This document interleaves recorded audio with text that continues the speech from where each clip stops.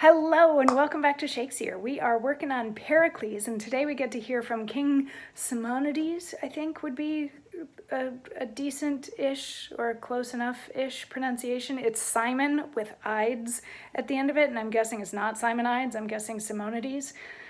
Something like that. Anyway, he's the king of Pentapolis, which is where Pericles is now after he left Tyre, after he left Tarsus, fleeing from Antioch so that neither of those two cities would get attacked by King Antiochus, because he found out that King Antiochus is in an incestuous relationship with his daughter. So Pericles gets shipwrecked in Pentapolis, and a couple of fishermen find him, and also as they're gathering their nets, they happen to find his armor that his dad had given him, and they're very nice about giving him back his armor instead of keeping it for themselves, which is the sort of thing that would happen like in Game of Thrones, whatever. And Pericles takes this armor and they take him into town because there's a tournament happening for the king's daughter, whose name I believe would be pronounced Tessa, Thaisa, something along those lines. I don't think it's Thaisa, but it could be, depending on where you are. So anyway, it's her birthday, and there's going to be a tournament where all these knights come and fight to see who gets to marry her. So Pericles, now that he has armor, is like, I'm going to go do that, because he no longer wants to marry Antiochus' daughter, who doesn't even have a name, because she's sleeping with her dad.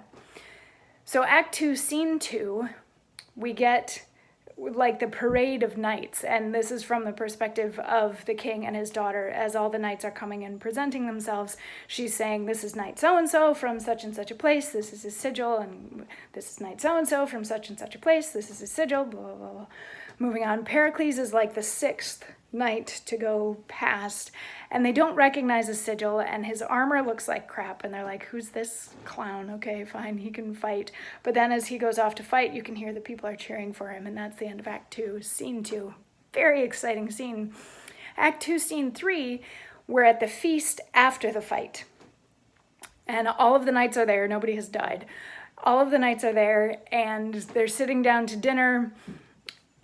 Pericles gets the crown because he won the day, and we find out that Tessa actually thinks that he's really hot and would, she would like some of that. But the king is a little bit hesitant because he's like, well, but look at him. Like, there's no way he's of noble birth. Like, he's not worth you, all that sort of thing.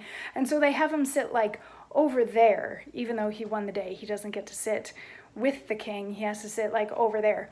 But she's still kind of sort of pleading his case until King Simonides is like, all right, take some wine over there, find out who he is, where he's from, who his parents are, all that kind of stuff. So she takes some wine over to him, and she's like, cheers, what's your name? Where are you from? Who's your parents? And he's like, cheers, my name is Pericles. I'm from Tyre. I'm of noble birth, and I'm only here because I got shipwrecked. And she's like, oh. And she goes back to her dad, and she's like, his name is Pericles, he's from Tyre, he's of noble birth, and he's only here because he got shipwrecked. And King Simonides says, now by the gods I pity his misfortune, and will awake him from his melancholy. Come, gentlemen, we sit too long on trifles, and waste the time which looks for other revels. Even in your armors, as you are addressed, will well become a soldier's dance. I will not have excuse with saying this. Loud music is too harsh for ladies' heads, since they love men in arms as well as beds. And then there's a dance number that happens. And when the dance number's over. So, this was well asked. 'Twas so well performed.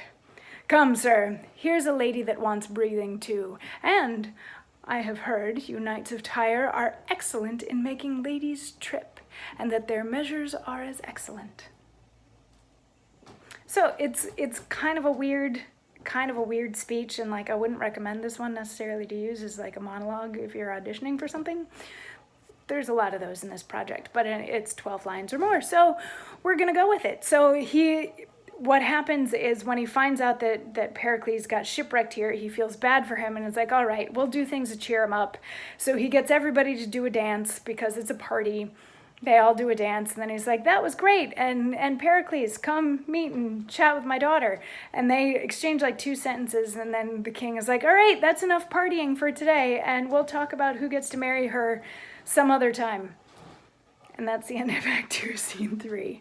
So, very exciting. And I don't know if you can tell, but it's obvious to me that the writing in Pericles is different than the writing in a lot of other Shakespeare's plays. And you might be able to tell from some of like where scenes end and what happens in scenes and where they pick up next and that sort of thing. That it has a different feel to it, which is why a lot of people think that somebody else helped him write it or he helped somebody else write it, something along those lines. But anyway, stuff for another day.